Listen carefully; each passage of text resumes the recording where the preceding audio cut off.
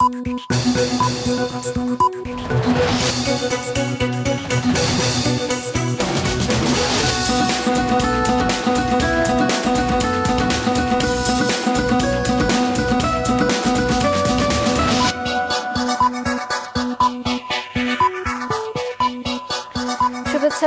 স্বাগত রাতের মাছরাঙা সংবাদে। আপনাদের সঙ্গে আছে আমি ফারহানা পারভিন। শুরুতে জানিয়ে দিচ্ছি গার্ডিয়ান লাইফ ইন্স্যুরেন্স সংবাদ শিরোনাম। কাল সংসদে উপস্থাপন হবে প্রায় ৮ লাখ কোটি টাকার নতুন অর্থ বছরের বাজেট, যা বর্তমান বাজেটের চেয়ে 4.৫% মতো বড়। ঘাটতি থাকছে ২.৫ লাখ কোটি টাকার বেশি। প্রাধান্য দেওয়া হয়েছে মূল্যস্ফীতি নিয়ন্ত্রণকে। সুখী, সমৃদ্ধ, উন্নত, স্মার্ট বাংলাদেশ বিনির্মাণের লক্ষ্য রাখা হয়েছে নতুন বাজেটে। মালয়েশিয়ায় কর্মী পাঠানো সংক্রান্ত জটিলতা খতিয়ে দেখা হচ্ছে জানিয়েছেন প্রধানমন্ত্রী। বিকেলে সংসদের বাজেট অধিবেশনের প্রথম দিনে প্রশ্নোত্তরে তিনি আরও জানান, মালয়েশিয়ার শ্রম বাজারে অরাজকতায় দায়ীদের বিচার হবে। উন্নয়নের ধারা অব্যাহত রাখতে স্বচ্ছতা এবং জবাবদিহিতার সঙ্গে দ্রুত প্রকল্প বাস্তবায়নের তাগিদ দেন তিনি। দুদকের তলবে আগামীকাল হাজির হচ্ছেন না সাবেক আইজিপি বেনজির আহমেদ। আইনজীবীর মাধ্যমে 15 দিনের সময় চেয়ে আবেদন করেছেন তিনি। আজ এই তথ্য দিয়ে দুদক কমিশনার জহুরুল হক জানান, আত্মপক্ষ সমর্থনের সুযোগ পেতে সময় চেয়েছেন তিনি। এদিকে দুদকের আইনজীবী জানিয়েছেন তার বিরুদ্ধে অনুসন্ধান দ্রুততার সঙ্গে চলছে। শুনছিলেন শিরোনাম, এবার বিস্তারিত সংবাদ। কাল জাতীয় সংসদে 2024-25 অর্থ বছরের বাজেট পেশ করতে যাচ্ছেন অর্থমন্ত্রী। এই বাজেটের আকার হবে 7,97,000 কোটি টাকা, যা চলতি বছরের চেয়ে মাত্র 4.5% মতো বেশি। প্রস্তাবিত বাজেটে ঘাটতির পরিমাণ থাকছে 2,56,000 কোটি টাকা। আরও জানাচ্ছেন রায়হান শোভন। চলতি মেয়াদে সরকারের প্রথম বাজেট, সেই বাজেটের সম্ভাব্য আকার 7,97,000 কোটি টাকা, যা শেষ হতে চলা অর্থ বছরের বাজেটের থেকে মাত্র 4.5 ভাগ বড়। হিসেব বলছে নতুন বাজেটের 1/3 অর্থ ব্যয় হবে বার্ষিক উন্নয়ন কর্মসূচিতে। বাকি 64% বড় অংশেই চলে যাবে সরকারি কর্মকর্তা কর্মচারীদের বেতন ভাতায়। আগে নেওয়া ঋণের সুদ পরিশোধে এবার ব্যয় হবে 1,13,000 কোটি টাকা। গেল বছরও যা ছিল 95,000 কোটি টাকার কম। এই পুরো এডিপির বাস্তবায়ন এটা কিন্তু ধার করতে হয়। তখন সমস্যাটা হচ্ছে বাজেটের ওইখানে যে এত বিপুল ধার সরকারের পক্ষে বহন করা সম্ভব কিনা, এবং 2 নম্বর হচ্ছে যে এটা ইম্প্যাক্টটা অর্থনীতিতে কি পড়ছে। সরকার আশা করছে বাজেটের 5,41,000 কোটি টাকা আসবে রাজস্ব থেকে, অর্থাৎ চলতি বছরের চেয়ে 41,000 কোটি টাকা বেশি। এই বাড়তি আয়ের বড় অংশই জাতীয় রাজস্ব বোর্ডকে দিয়ে আয় করতে চায় সরকার। এজন্য সংস্থাটিকে 4,80,000 কোটি টাকার লক্ষ্য দেওয়া হচ্ছে। চলতি বাজেটে এনবিআরকে 4,30,000 কোটি টাকার লক্ষ্য দেওয়া হয়েছিল, যদিও তার ধারে কাছেও পৌঁছাতে পারেনি সংস্থাটি। রাজস্ব কিন্তু একটা বিশাল সোর্স, যেটা দিয়ে আমরা কিন্তু আমাদের সব সমস্যার সমাধান করতে পারি, তা আমরা পারছি না, আমরা ব্যর্থ। ওইটাকেই সবচেয়ে বেশি প্রাধান্য দেব আমি। পেন্ডিং দ্যাট সরকারের ঘাটতি থাকবে, এবং সেই ঘাটতি অভ্যন্তরীণ সোর্সটাকে খুব স্ট্রেন করছে, কারণ আমরা ব্যাংকিং খাতকে খুব দুর্বল করে ফেলেছি। সরকারের পরিকল্পনা অনুযায়ী 2024-25 অর্থ বছরের প্রস্তাবিত বাজেটে ঘাটতি থাকবে 2,56,000 কোটি টাকা, যা মোট দেশজ উৎপাদন বা জিডিপির 4.6%। পরিকল্পনা আছে ঋণের 35 ভাগ নেওয়া হবে বিদেশি উৎস থেকে। 4,500 কোটি টাকার মতো প্রত্যাশা করা হচ্ছে অনুদান হিসেবে। আর চড়া সুদে স্থানীয় ব্যাংকিং ব্যবস্থা থেকে ধার নেওয়া হবে 1,37,000 কোটি টাকা। কিছু আসবে সঞ্চয়পত্র বিক্রি করেও। টোটাল আমাদের হয়তো 1,60,000 1,70,000 কোটি টাকা হয়তো ডিপোজিট হবে। তা থেকে সরকারি যদি 1,43,000 কোটি টাকা নিয়ে নেয়, তাহলে ব্যক্তি খাত তো না খেয়ে মরবে। ওই জায়গাটাতে একটা বড় সমস্যা আছে। টানা চতুর্থ মেয়াদে সরকার গঠনের পর প্রথম বাজেট দিতে যাচ্ছে সরকার নতুন এক অর্থমন্ত্রীর হাত ধরে, যেখানে মূল্যস্ফীতির লাগাম টানতে ব্যয় সঞ্চয়ী হবার হিসেব মিলেছে। বিপরীতে বৈদেশিক মুদ্রার ঘাটতির এই সময়ে আয় বাড়াতে জনগণের উপর বাড়তি করের বোঝা বাড়ানোর উদ্যোগও দেখা গেছে। আর এই দুয়ের মিশেলে সুখী, সমৃদ্ধ, উন্নত ও স্মার্ট বাংলাদেশ বিনির্মাণের প্রত্যয় জানাবেন অর্থমন্ত্রী। আসছে অর্থ বছরের বাজেটে এই জাতীয় সংসদে। রায়হান শোভন, মাছরাঙা সংবাদ, ঢাকা। আসছে অর্থ বছরের বাজেটে ঢালাওভাবে কালো টাকা সাদা করার সুযোগ দেওয়া হয়েছে। ছাড় দেওয়া হবে কর্পোরেট করে, তবে মোবাইল ফোন এবং ইন্টারনেট ব্যবহারের খরচ বাড়ছে। বাতিল হবে সংসদ সদস্যদের শুল্কমুক্ত গাড়ি আমদানির সুবিধাও। ফাতিমাতুজ জোহরার রিপোর্ট।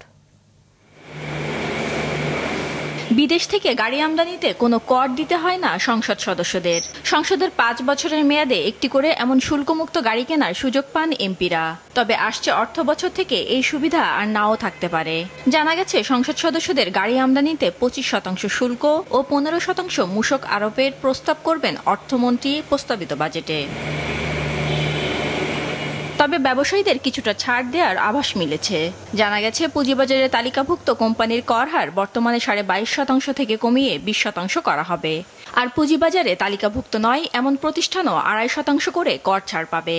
তবে দুই পক্ষকে লেনদেনের কিছু শর্ত মানতে হবে। ব্যক্তি শ্রেণীর করদাতাদের জন্য কোনো সুখবর থাকছে না বাজেটে। বাড়ছে না করমুক্ত আয়সীমা, আগের মতোই থাকছে ন্যূনতম কর। কালো টাকার মালিকদের জন্য উদারতা দেখানো হতে পারে আসছে বাজেটে। জানা গেছে নির্ধারিত করের বাইরে মাত্র 15% জরিমানা কর দিয়েই কালো টাকা সাদা করা যাবে নতুন অর্থ বছরে। বলা হয়েছে আইনে যাই থাকুক না কেন অবৈধ অর্থ উপার্জনকারীরা ফ্ল্যাট, জমি ও নগদ অর্থের ওপর ওই জরিমানা দিয়ে টাকা বৈধ করার সুযোগ পাবেন। যদিও 2 বছর আগে এমন সুযোগ রাখা হলেও খুব একটা সাড়া মেলেনি। পরিবর্তন আনা হচ্ছে লাগেজ বিধিমালা। এতদিন বিদেশ থেকে শুল্ক ছাড়া 2টি মোবাইল ফোন আনা যেত, এখন শুল্ক দিয়ে মাত্র 1টি মোবাইল ফোন আনা যাবে। বদল আসতে পারে স্বর্ণ আমদানির বিধিমালাও। জানা গেছে প্রস্তাবিত বাজেটে সব স্তরের সিগারেটের দাম ও সম্পূরক শুল্ক হার বাড়ানোর উদ্যোগ নেবে রাজস্ব বিভাগ। আইসক্রিমে সম্পূরক শুল্ক দ্বিগুণ বাড়িয়ে 10% আর কোমল পানীয় সম্পূরক শুল্ক 5% বাড়ানোর উদ্যোগও নিতে পারে জাতীয় রাজস্ব বোর্ড আসছে 24-25 অর্থ বছরের বাজেটে। বাজেটে নতুন করে কর আরোপের পাশাপাশি বড় কর ছাড়ও দেয় রাজস্ব বিভাগ। সেই কর অব্যাহতির ফলে সরকারের রাজস্ব আদায় কতটা কমে যাচ্ছে তার একটি হিসেব প্রস্তাবিত বাজেটে তুলে ধরবেন অর্থমন্ত্রী। জানা গেছে 2023-24 অর্থ বছরে এমন ছাড় দিয়ে সরকারের প্রত্যক্ষ কর ব্যয়ের পরিমাণ দাঁড়িয়েছিল 1,47,000 কোটি টাকা প্রায়। ফাতিমা জোহরা, মাছরাঙা সংবাদ, ঢাকা। মালয়েশিয়া কর্মী পাঠানো সংক্রান্ত জটিলতা খতিয়ে দেখা হচ্ছে। কেউ দায়ী হলে তাকে বিচারের আওতায় আনা হবে জানিয়েছেন প্রধানমন্ত্রী শেখ হাসিনা। বিকেলে জাতীয় সংসদে বাজেট অধিবেশনের প্রথম দিন প্রশ্নোত্তর পর্বে কথা বলেন তিনি। প্রধানমন্ত্রী বলেন, দেশের এক শ্রেণীর দালাল ছাড়াও মালয়েশিয়ার কিছু লোক কর্মী পাঠানো সংক্রান্ত জটিলতায় জড়িত। এক প্রশ্নের জবাবে সরকার প্রধান জানান, যত্রতত্র বঙ্গবন্ধু ও তার পরিবারের নামে প্রতিষ্ঠান করা যাবে না। এ বিষয়ে সিদ্ধান্ত নেবে বঙ্গবন্ধু ট্রাস্ট। উন্নয়নের ধারা বজায় রাখতে প্রধানমন্ত্রী আবারও স্বচ্ছতা এবং জবাবদিহিতার সঙ্গে প্রকল্প দ্রুত বাস্তবায়নের তাগিদ দেন। যখনই আমরা আলোচনা করে ঠিক করি কত লোক যাবে কি যাবে, ঠিক তখনই দেখা যায় যে আমাদের দেশের এক শ্রেণীর লোক তারা ওই ম্যানপাওয়ারে ব্যবসা করে এবং তারা তড়িঘড়ি করে লোক পাঠানোর চেষ্টা করে। আবার এদের সাথে ওই মালয়েশিয়ারও কিছু সংযুক্ত আছে, যার ফলে জটিলতা সৃষ্টি হয়।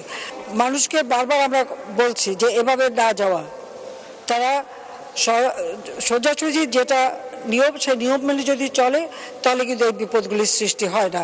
এটা হলো বাস্তব কথা। তবে এবারে কি সমস্যাটা হয়েছে অবশ্যই এটা আমরা খতিয়ে দেখছি এবং এর জন্য যদি কেউ দায়ী থাকে অবশ্যই তার বিচার করা হবে। উন্নয়নের অপ্রতিরোধ্য অগ্রযাত্রা চলমান রাখার জন্য প্রকল্প অনুমোদন প্রক্রিয়াকরণ ও বাস্তবায়নে দীর্ঘ সূত্রিতা পরিহার করতে হবে এবং উন্নয়ন প্রকল্প নির্বাচন বাস্তবায়নে যত্নবান হওয়ার লক্ষ্যে পরিবীক্ষণ করতে হবে। এ বিষয়ে মন্ত্রিপরিষদ বিভাগ ও প্রধানমন্ত্রী কার্যালয় থেকে সকল সচিবদের নির্দেশনা প্রদান করা হয়েছে।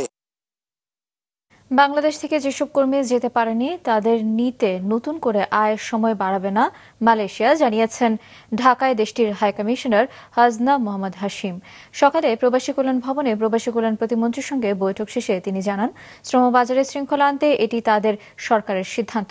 15টি দেশ থেকে কর্মী নেয়ার সময় বাড়ানো হচ্ছে না। নির্দিষ্ট সময় পরও কর্মীদের ভিসা দেওয়ার বিষয়ে রিক্রুটিং এজেন্সিগুলোর দাবি মিথ্যা বলেও জানান তিনি। বলেন, কোনো ধরনের অন্যায়কে প্রশ্রয় দেবে না দেশটি। প্রবাসী কল্যাণ প্রতিমন্ত্রী জানিয়েছেন, কর্মী নেওয়া চালু করতে দেশটিকে আবার অনুরোধ করা হয়েছে।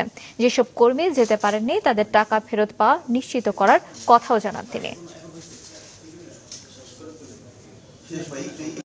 We cannot entertain any allegation without any proof whatsoever. But so far, the whole Malaysian government, including those who are issuing the visa, we stick by the deadline. আমরা মালয়েশিয়ান গভর্নমেন্টকে থ্রু দি হাই কমিশন আমরা appeal করেছি যে এই অন্ততপক্ষে এই 17,000 যাদের visa পেয়েছে তাদেরকে তাদের দেশে এন্ট্রি এবং কাজের ব্যবস্থা করে দেওয়ার জন্য। কাদের দ্বারা এই সমস্যার সৃষ্টি হয়েছে, যাদের বিরুদ্ধে রিপোর্ট আসবে, যারা দোষী সাব্যস্ত হবে, তাদের বিরুদ্ধে আমরা ব্যবস্থা গ্রহণ করব। নানা আয়োজনে সারা দেশে আজ পালিত হয়েছে বিশ্ব পরিবেশ দিবস।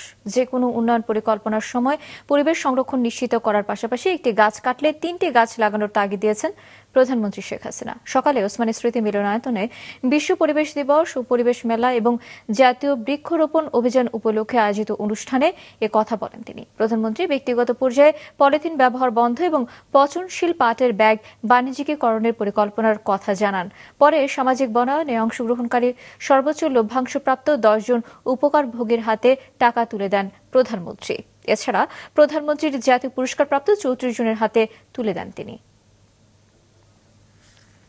উন্নয়ন পরিকল্পনা, সেই পরিকল্পনায় অবশ্যই আমাদের পরিবেশ রক্ষার বিষয়টা, এবং যদি কোথাও আমাদের জায়গার জন্য গাছ কাটতে হয় তো যত গাছ কাটবে তার থেকে 3 গুণ বেশি গাছ তার লাগাবে, এই শর্তটা কিন্তু আমরা জুড়ে দিই। সেইভাবেই আমরা আমাদের পরিবেশ রক্ষার বিভিন্ন কাজ করে যাচ্ছি।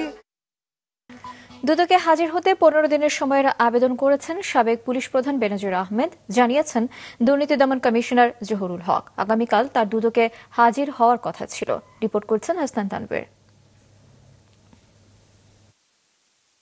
রাজধানীর গুলশানের র্যানকন আইকন টাওয়ার, যেখানে সাবেক পুলিশ প্রধান বেনজির আহমেদের পরিবারের সদস্যদের নামে 4টি ফ্ল্যাট রয়েছে। অবসরে যাওয়ার পর সেখানেই বেশি সময় থাকতেন বেনজির। দুর্নীতির অভিযোগ সামনে আসার পর মাসখানেক ধরে বাড়িটিতে আর ফেরেননি তিনি। নিজেই থাকতেন তার ফ্যামিলি সহ। বিপুল পরিমাণ সম্পদের বিষয়ে জিজ্ঞাসাবাদের জন্য আগামীকাল দুদক কার্যালয়ে বেনজিরকে ডাকা হয়েছে। সেই চিঠি গেল সপ্তাহে গুলশানের এই বাসায় আসে বলে জানিয়েছেন ভবনটির নিরাপত্তা কর্মী। দুদক থেকে লোক আসছিল, পরে মনে করেন রিসিপশনে যে ছিল তার সাথে কথা বলে চলে গেছে। বিকেলে দুদক কমিশনার জানান, আত্মপক্ষ সমর্থনের সুযোগ পেতে দুদকের কাছে সময় চেয়ে আইনজীবীর মাধ্যমে আবেদন করেছেন বেনজির। শুনেছি যে 15 দিনের সময় চাইতে পারে, কত চেয়েছেন জানেন, আইনে বলা আছে 15 দিন পর্যন্ত সময়। যদি সন্তুষ্ট হয়, অনুসন্ধান কর্মকর্তা সন্তুষ্ট হয়, সে সময় মঞ্জুর করতে পারে। এদিকে দুদকের আইনজীবী জানান, বেনজিরের বিরুদ্ধে অনুসন্ধান দ্রুততার সাথে চলছে। এখন পর্যন্ত পাওয়া নথি যাচাই বাছাই হচ্ছে। দুদকের অনুসন্ধানের যে তথ্যপত্র আসে রেকর্ড ভিত্তিক, তার উপর ভিত্তি করে কমিশন সিদ্ধান্ত নেবে মামলা হবে কিনা। আগামী 9 জুন বেনজিরের স্ত্রী জিশান মির্জা ও তার 3 মেয়েকে দুদকে তলব করা হয়েছে। গত 4 মে বেনজির আহমেদ সপরিবারে দেশ ছেড়েছেন বলে জানা গেছে। হাসনাইন তানভীর, মাছরাঙা সংবাদ, ঢাকা। এদিকে গোপালগঞ্জের সাবেক আইজিপি বেনজির আহমেদের Savanna eco resort and natural park পরিদর্শন করেছেন দুর্নীতি দমন কমিশনের একটি দল। বিকেলে গোপালগঞ্জে এবং মাদারীপুরের দুদকের একটি যৌথ প্রতিনিধি দল সাভানা পার্কে পরিদর্শন করেন। এ সময় তারা পার্কের বিভিন্ন স্থান ঘুরে দেখেন এবং কর্তৃপক্ষের সঙ্গে কথা বলেন। তবে ক্যামেরার সামনে কোনো কথা বলতে রাজি হননি দুদকের প্রতিনিধি দলের সদস্যরা। গত সোমবার থেকে সার্ভার জটিলতার কথা বলে পার্কটি বন্ধ ঘোষণা করে কর্তৃপক্ষ। 2015 থেকে 2020 সালে র্যাবের মহাপরিচালক এবং 2020 থেকে 2022 সাল পর্যন্ত পুলিশের আইজিপি থাকাকালীন গোপালগঞ্জ সদর উপজেলার বৈরাগী টোল গ্রামে 621 বিঘা জমির উপর গড়ে তোলেন Savanna eco resort and natural Park. এ পার্কের অধিকাংশ জমি নানাভাবে দখল করার অভিযোগ রয়েছে। ধর্ম মন্ত্রণালয়ের 3 দফা চিঠি দেওয়ার পরও হজ যাত্রীদের বিমান ভাড়ার টাকা আটকে রেখেছে প্রিমিয়ার ব্যাংক। এতে করে 364 জন যাত্রীর হজে যাওয়া অনিশ্চিত হয়ে পড়েছে। দাউদ হাসানের রিপোর্ট। অনিয়ম ঠেকাতে হজ যাত্রীদের বিমান ভাড়া সহ আনুষঙ্গিক খরচ বাবদ নির্দিষ্ট পরিমাণ টাকা সরকার নির্ধারিত ব্যাংকে রাখার নির্দেশ দেয় ধর্ম মন্ত্রণালয়। সে নিয়মে 2,05,000 টাকা করে 682 জন হজ যাত্রীর 13,28,53,000 টাকা প্রিমিয়ার ব্যাংকে রাখে এজেন্সি। কিন্তু ধর্ম মন্ত্রণালয়ের 3 বারের চিঠির পর 682 জনের মধ্যে 318 জনের অর্থ ছাড়লেও এখনও 364 জনের অর্থ ছাড়েনি ব্যাংকটি। ফলে তাদের সৌদি আরবে পৌঁছানো নিয়ে তৈরি হয় এই জটিলতা। 682 জন লোকের টাকা পাওয়ার সার্টিফিকেশন আমাদের কাছে আছে, মানে অর্থাৎ সে টাকা পেয়েছে সেই সার্টিফিকেট তারা আমাদেরকে দিয়েছে। আমি আপনাদের মাধ্যমে সংশ্লিষ্ট ব্যাংকে আমরা অনুরোধ করব যে এই টাকাটা যেন দ্রুত আমাদেরকে দিয়ে দেয়, তা না হলে আমরা এই হাজি যখন যেতে পারবে না, এর দায়িত্ব ব্যাংকে নিতে হবে। বিষয়টি জানতে প্রিমিয়ার ব্যাংকের মহাখালী শাখায় গেলে পাওয়া যায়নি সংশ্লিষ্ট কাউকে। একাধিকবার ফোনে যোগাযোগ করার চেষ্টা করা হলেও ফোন ধরেননি মহাখালী শাখার ব্যবস্থাপক। তবে আগামী বৃহস্পতিবারের মধ্যে এই সমস্যার সমাধান হয়ে যাওয়ার আশা করছেন হজ অফিসের পরিচালক। তো হজ যাত্রীদের হজে গমনটি আমাদের কাছে সবচেয়ে বেশি অগ্রাধিকার পাচ্ছে। অল্প কিছু সংখ্যক হজযাত্রীর এখনো পে অর্ডার যে ব্যাংকটি বাকি রেখেছেন, আমরা আশা করছি তারা আজকে বা কালকের মধ্যে শেষ করবে। আগামী 12 জুন শেষ হচ্ছে চলতি বছরের হজ ফ্লাইট, সেই হিসেবে আর বাকি মাত্র 8 দিন। দাউদ হাসান, মাছরাঙা সংবাদ, ঢাকা।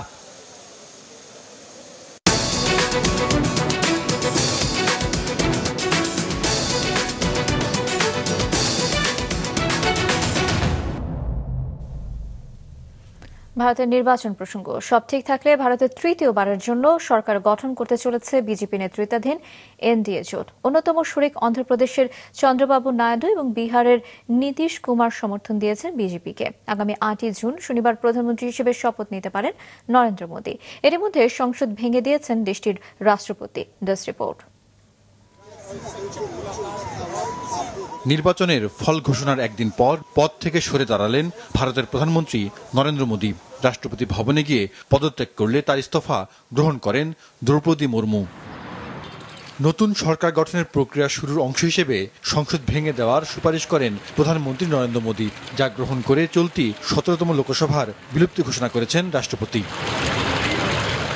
ভোট পর্ব শেষ হতেই জোট ভাঙা করার যে খেলা শুরুর ইঙ্গিত মিলেছিল তা জমে ওঠার আগেই মোদী পরিষ্কার করলেন সরকার গঠনের প্রস্তুত তিনি। শরিকদের নিয়েই দেশ চালাবে বিজেপি। এরই মধ্যে জোট সঙ্গীদের সঙ্গে আলাপ করে সরকারের রূপরেখা তৈরির কাজেও হাত দিয়েছে বিজেপি নেতৃত্ব। দিল্লিতে নরেন্দ্র মোদীর সাথে বৈঠক করেছেন জোটে থাকা অন্ধ্রপ্রদেশের চন্দ্রবাবু নাইডু ও বিহারের নীতিশ কুমার। সরকারের অংশ হতে রাজি তারা। বিজেপির 240টি বাদে এই দুই দলের ঝুলিতে রয়েছে 28টি আসন। এনডিএ জোটের বাকি 10টি দল 16টি আসনে জিতেছে। সব মিলিয়ে জোট পেয়েছে 293 আসন। কংগ্রেস নেতৃত্বাধীন ইন্ডিয়া জোট 234টি আসন পেয়ে এবার বেশ শক্তিশালী রূপে আত্মপ্রকাশ করেছে।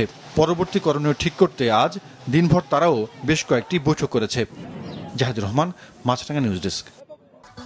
চতুর্থ ধাপে 7টি উপজেলা পরিষদ নির্বাচনে ভোট গ্রহণ শেষে চলছে গণনা। সকাল 8টা থেকে বিকেল 4টা পর্যন্ত ভোট চলে।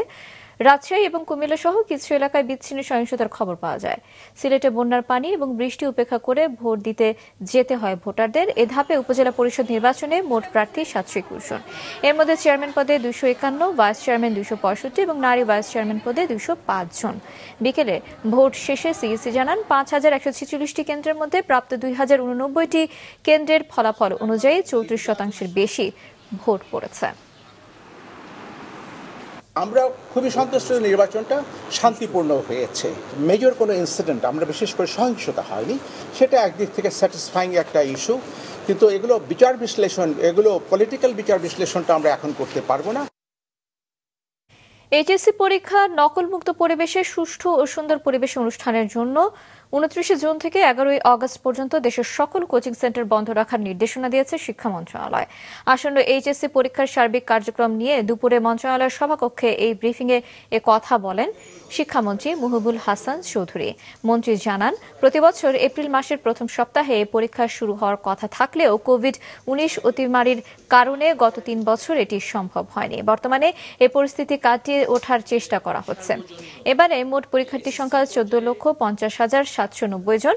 2023 সালের তুলনায় এবছর পরীক্ষার্থী বেড়েছে 91,448 জন।